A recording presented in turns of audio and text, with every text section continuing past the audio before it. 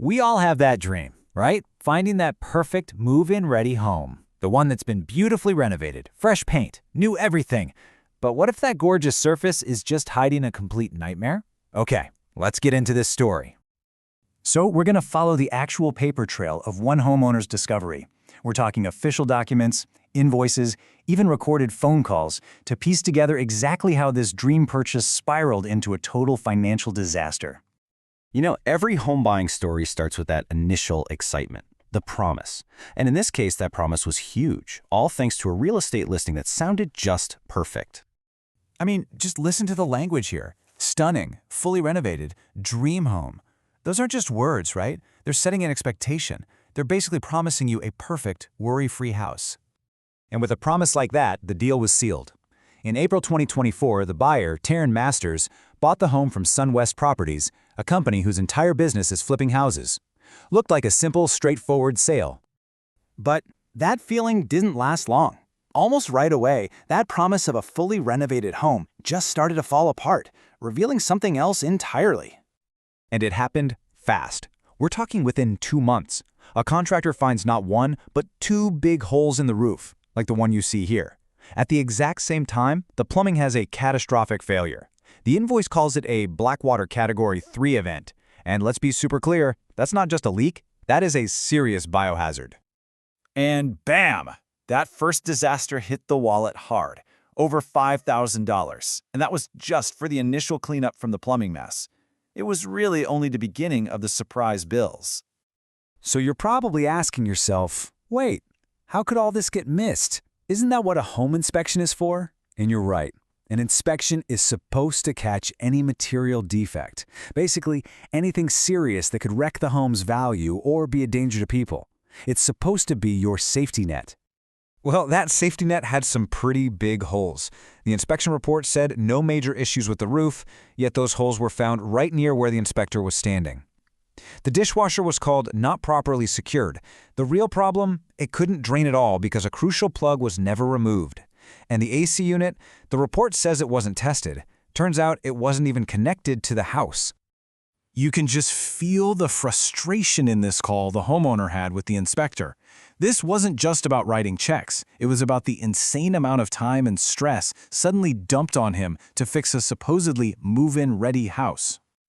So those initial problems, yeah, they were just the tip of the iceberg. Realizing he couldn't trust the inspection, the homeowner basically had to become his own detective, digging deep into the home's renovation history to find out what was really going on. The first big break came from a call with James Grayson, the guy who sold the house to the flipper in the first place, and he confirms it. Major structural changes were made. A dining room was completely converted into a bedroom and a new bathroom. Okay, and this is where it gets really serious. Work like that, moving walls, adding new plumbing, it legally requires permits from the city. Permits mean inspections, which means making sure the work is safe and up to code. But when the city records were checked, not a single permit was ever pulled by SunWest Properties. And if you're wondering why they might skip the permits, well, here's the smoking gun. This is a quote from a licensed electrician who was hired for one tiny documented job. He says that everything else, the entire renovation, was done by unlicensed contractors. And why? Because, as he says, it's cheaper. So now, armed with all this information, the homeowner goes back to the official paperwork from the sale. And this is where the story shifts from just shoddy work to some really glaring contradictions in black and white. Look at this. This is the seller's disclosure. It's a legal document. The seller has to be truthful. And right here, next to additions and/or remodeling, the box for no is checked. But we know for a fact that walls were moved, rooms were completely changed, decks were added. It's a direct contradiction, right there on paper. So you see the pattern emerging. The house is advertised as fully renovated, but the legal paperwork says no remodeling was done. Faced with this, the homeowner did the next logical thing. He filed a formal complaint with the Missouri Attorney General. So what was SunWest Properties' official response to the Attorney General? Basically, our obligation ended when we sold the house. Their position was clear. Once the deal was done, it was no longer their problem. But while the seller might have felt their obligation was over, the homeowner's was really just beginning. So let's look at the true financial cost of this so-called dream home. The repair estimates for just 3 of the major issues are just staggering. We're talking almost $16,000 for the plumbing, over $21,000 for a new roof, and a wild $37,000 to replace the siding. Add it all up, and the grand total comes to over $79,000 in estimated repairs. And remember, that doesn't even include that first $5,000 cleanup or any legal fees or the dozen other smaller things that needed to be fixed. And of course, no number can really capture the hidden costs, can it?